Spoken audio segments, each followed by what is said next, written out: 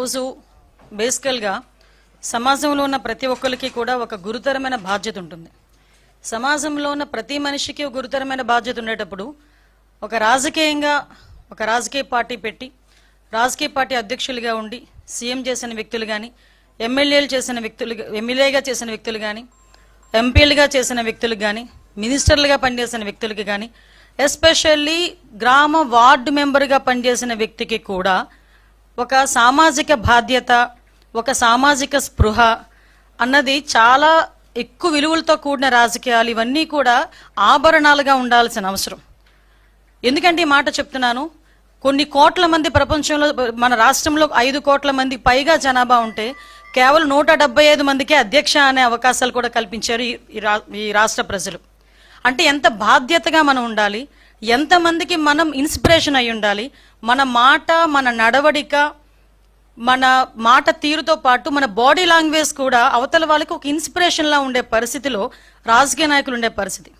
అటువంటి పరిస్థితుల నుంచి ఈ రోజు పరిస్థితులు ఎంతగా దిగజారిపోయాయంటే ఎస్పెషల్లీ జగన్మోహన్ రెడ్డి గారు, అదేవిధంగా వాళ్ళ పార్టీ మనుషులు కానీ వాళ్ళ పార్టీ కార్యకర్తలు కానీ చేస్తున్న వ్యవహారాలు చూస్తూ ఉంటే ఒక్కొక్కసారి రాజకీయాలు ఇంత దిగజారిపోయాయా అనిపిస్తూ ఉంటుంది.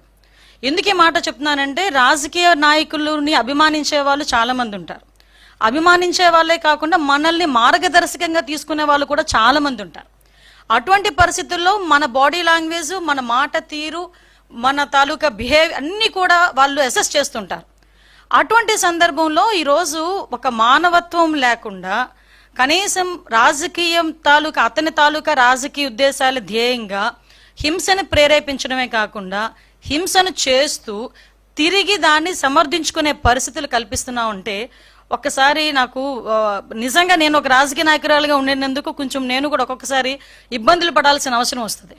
ఎందుకంటే మనం సాధారణంగా పొదిరిలోని వైసీపీ కార్యకర్తలు అరాచకం చూసాం.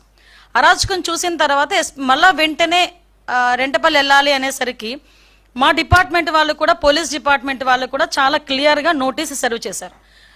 జగన్మోహన్ రెడ్డి గారు, మీ పర్యటనలో ఎంతమంది వస్తారు, ఎంతమందికి మేము, చాలా చిన్న రోడ్ అది, 10 ఫీట్ రోడ్ అది, ఆ 10 ఫీట్ రోడ్లోకి వెళ్ళేటప్పుడు ఎంతమంది వెళ్తారు, సో మీరు ఇంతమంది వరకు వస్తేనే మేము అలౌ చేస్తాం. మీ క్యాన్వాయ్తో పాటు ఒక 3 వెహికల్స్, వాటితో పాటు ఒక 100 మంది కార్యకర్తలు, వీళ్ళు వస్తేనే మేము అలౌ చేయగలం, వీళ్ళు వస్తేనే మేము ప్రొటెక్షన్ కూడా ఇవ్వగలము, కాబట్టి మీరు దీన్ని అర్థం చేసుకోండి అని చెప్పి అక్కడున్న ప్రతి నాయకుడికి కూడా నోటీసులు అనేవి సర్వ్ చేశారు, ఇన్ఫర్మేషన్ అనేది సర్వ్ చేశారు. ఆఫ్ కోర్స్ అయిపోయింది. అవసరమైన అయినప్పటికీ కూడా వాళ్ళని చుట్టుపక్కల నియోజకవర్గాల నుంచి వేల కొద్దీ ఈ రోజు రేపు ఇంతమంది రావాలి అంతమంది రావాలని వాళ్ళు వాట్సాప్ గ్రూప్లో పెట్టుకున్న తర్వాత